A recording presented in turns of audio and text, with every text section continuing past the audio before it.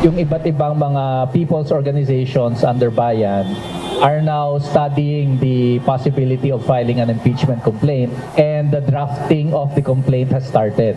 Isang araw matapos ideklara ang session break sa third regular session ng 19th Congress. Inihayag ni dating Bayan Muna Representative Teddy Casino na ngayon chairperson ng bagong alyansang Makabayan na sinimulan na ng people's organizations ang pagbuo sa impeachment complaint laban kay Vice President Sara Duterte. Sa gitna ito ng ginagawang investigasyon ng House panel sa paggastos ng pondo ng Office of the Vice President at Department of Education sa mga nakalipas na taon. Ayon kay Casino, bukod sa kanila may iba pang grupo na kasama sa pagbalangkas ng reklamo laban sa pangalawang Pangulo. Sa ngayon, dalawa lang ang pagpipilian ni VP Duterte sa mga kontrobersyang kinakaharap nito.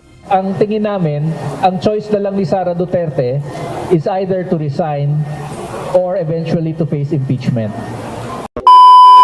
So yun na nga mga pre, sinisimula na po ang impeachment para kay Sara Duterte, Tinatrabaho na po.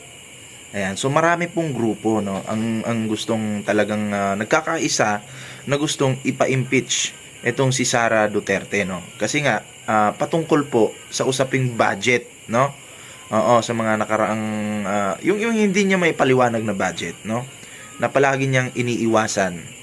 Kapag tinatanong si Sara Duterte, hindi sinasagot, 'di ba? So yun na. Sinisimula na po ang impeachment para kay Sara. Kasi si Sara Duterte mga pre, ayaw pong mag-resign. Well, patibayan na lang, makapal yung muka, o sige, go mo yung kakapalan ng muka, 'di ba? Kasi makapal naman talaga yung muka 'Di ba nitong ating Vice President? Marami sanang matutuwa sa kanya kung ang ginagawa niya puro trabaho, Pero kasi ang tinatrabaho niya yung pagpaparinig, 'di ba? Pagpaparinig sa administrasyon. Ang sabi niya noon, BBM, kunin mo akong vice presidente mo. Oo, kasi gusto niya daw tulungan si PBBM. Pero anong ginagawa mo ngayon, Sara Duterte? Tumulong ka ba? May naitulong ka ba sa mahal na Pangulo? Anong naitulong mo?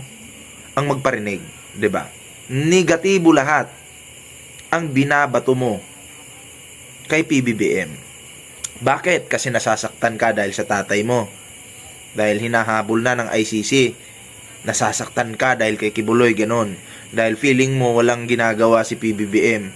Hindi naman kasi konsentidor si PBBM. May batas. Hinahayaan niya na ang batas ang gumalaw. 'Di ba? Ang pangit naman kung pipigilan ni PBBM. ICC, stop. 'Di ba? Si Kibuloy, wag yung galawin. Ang pangit naman nun. 'Di ba? Kung ginawa yan ni PBBM, maraming madidismaya.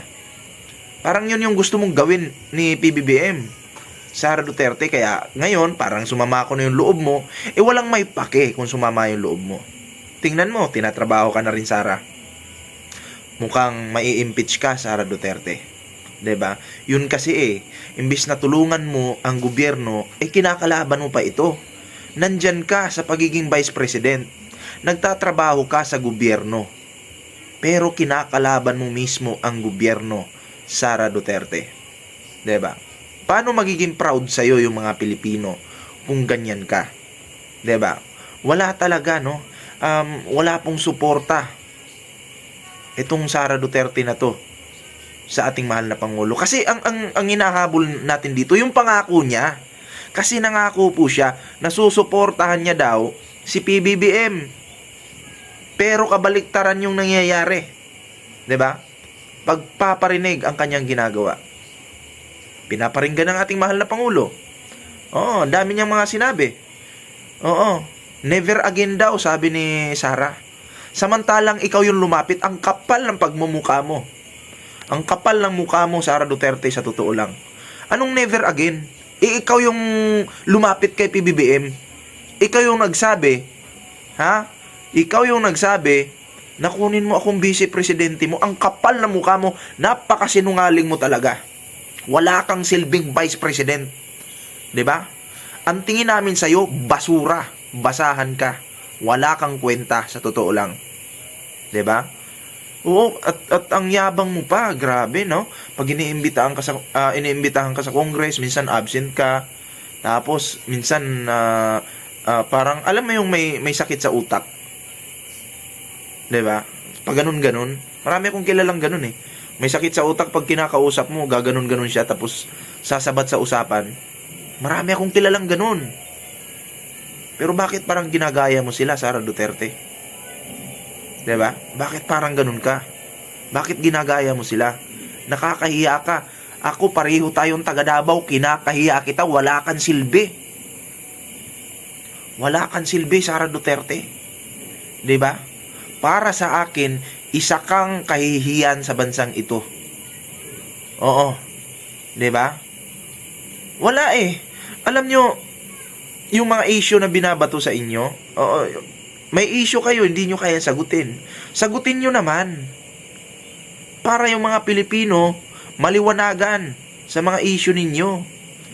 Pero ako'y naniniwala na pag hindi mo daw po kayang sagutin yung issue, it means totoo yun. 'Di ba? Totoo yun, hindi mo kayang sagutin eh. May mga kasabihan tayong ganun. 'Di ba? Tingnan nyo si PBBM. Kahit anong issue na ibato nyo dyan, sinasagot niyan. 'Di ba? Yung pulburon video, nakakatawa nga yun eh. Pinagtawanan nga eh. Sinagot pa rin kayo. Kasi alam ng aming Pangulo wala siyang ginagawang masama. Oh, pagdating kay Kibuloy, todo depensa ka. Pagdating sa West Philippine Sea, tahimik ka. Bakit ganun? Anong klaseng vice president ka? Napakawalang silbi mo, Sara Duterte. Ayaw mong mag-resign, makapal yung mukha mo. Eto na, yung impeachment, tinatrabaho na. Ipapa-impeach ka na. At, nako, halo-halong grupo po ito. Halo-halong grupo po, no, ang talagang magdidiin dito kay Sara Duterte. No, talagang may kalalagyan ito. No? Ang lupit mo, Sara, talagang alam mo yung wala ka ng hiya. No, wala ka na talagang hiya, Sara Duterte. Alam mo mas maganda. Oo. Magpakumbaba ka. Pero anong ginagawa mo? Ang yabang mo pa. Napakayabang mong vice president ka, 'di ba? Ang yabang mo. Sa Davao pa lang, alam ko na yung ginagawa mo eh. Anong alik-diri tapos suntukin mo yung tao? Natural, hindi lalaban yan kasi pag lumaban yun, kawawa naman yung tao. Doon pa lang, sa ginawa mo sa Davao noon, pinapakilala mo kung gaano kakatae. 'Di ba? Pinapakilala mo kung gaano kakadumi. Nagigets mo ba yun, Sara Duterte? Yung mga sinasabi ko dito. Oh, so eto po, no. Panoorin po natin yung karugtong ng video. Ang tingin namin, ang choice na lang ni Sara Duterte is either to resign or eventually to face impeachment. Tingin namin marami pang ibang lalabas na mga issues na tinatago. Ang catch-all naman talaga na ground dyan ay ang betrayal of public trust. Diba? Yung mga ginawa niya. Ngayon, prioridad para sa pagtingin ng bayan muna na mamamayan ang mag-file ng complaint at mga people's organizations yan. At hindi kami mangingiming susuporta dyan. Naninindigan naman si VP Sara na hindi siya aalis sa pwesto. Sa gitna ito ng panawagan ng ilang mambabatas, gayon din ng mga kritiko ng pangalawang Pangulo. Ang track ni Franz Castro, ni Trillanes is impeachment. Gumawa sila ng isa pang track na resignation. Parang papalabas nila, impeach ka namin for wrongdoing, whatever. And then, itong isang grupo na ito, umalis ka dyan. Kasi kapag hindi ka umalis, kapit-tuko ka. Meron bang tatayo na impeachment kung sa mga complaint na ito ba ay may mga form, may substance, yung mga tinitignan dyan eh. Eh kung wala naman yung mga sabi-sabi lang, baka hindi matuloy. Pero kung matibay din naman, siguro baka meron. Batay sa panuntunan ng House of Representatives, maaaring maihain ang isang beripikadong impeachment complaint laban sa pinakamatataas na opisyal ng pamahalaan ng sinumang mamayan ng bansa sa pamamagitan ng endorsement ng sinumang House member.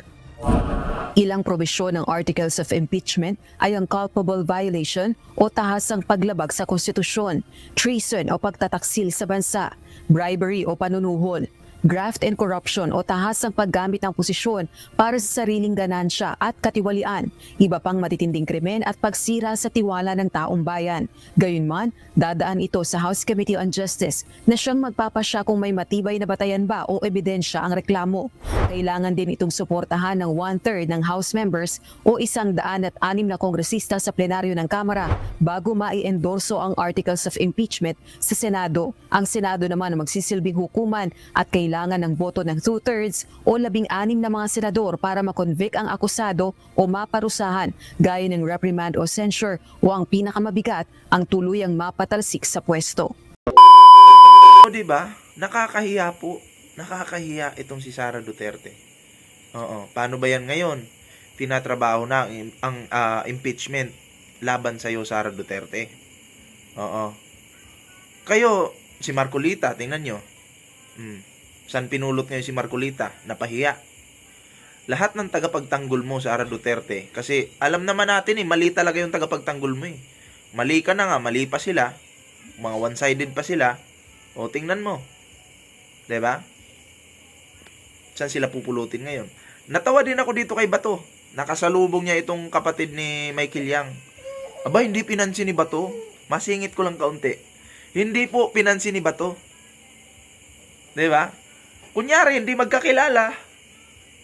Oo, ang lupit. Ang lupit din ng Bato, Ang galing magkunyari talaga. Oo. Isa pa tong si Bato, isa tong malaking kahihiyan talaga. 'Di ba? Bato, pag hindi ka nanalo ng pagkasenador, nako, may kalalagyan ka talaga. 'Di ba?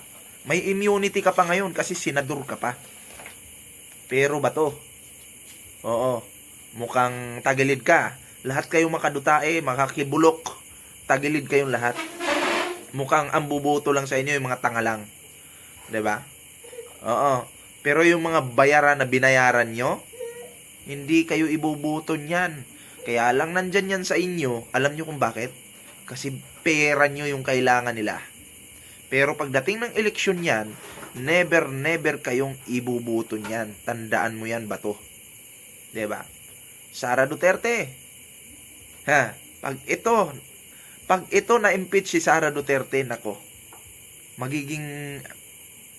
patong-patong yung problemang haharapin nito. Sigurado po yan.